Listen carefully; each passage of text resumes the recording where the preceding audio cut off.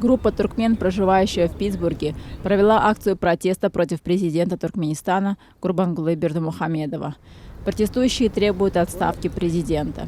По их словам, власти игнорируют проблемы населения, в том числе массовое отравление и трагическую гибель десятков туркменистанцев в Турции в марте нынешнего года, а также разрушительные последствия обрушившегося в конце апреля на страну урагана, повлекшего жертвы и разрушения.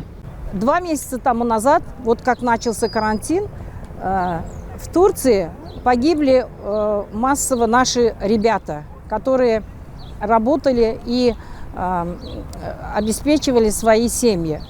Они отравились и по этой причине ушли из жизни. Никакой реакции не было. Эти ребята, ушедшие с этой жизни, они дали народу толчок.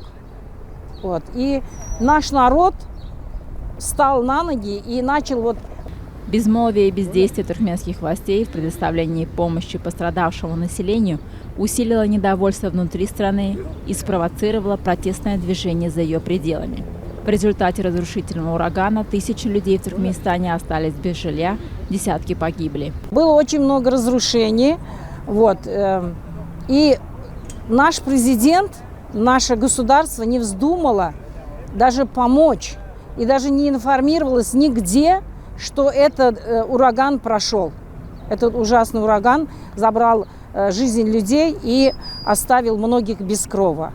Наш президент притворился так, что он ничего не знает и не слышал. На другой день у нас караван с грузом гуманитарным отправлено было в Афганистан и отправлено было в Россию, когда наш народ сам голодал и сидел без ничего. Leave your post.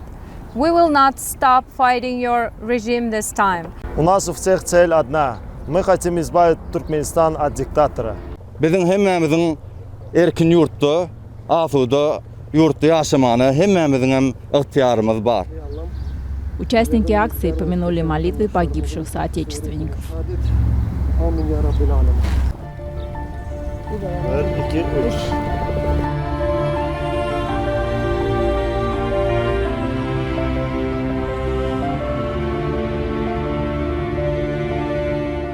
Последнее наше слово нашему диктатору-президенту: пожалуйста, освободите кресло. Вы не можете управлять нашей страной.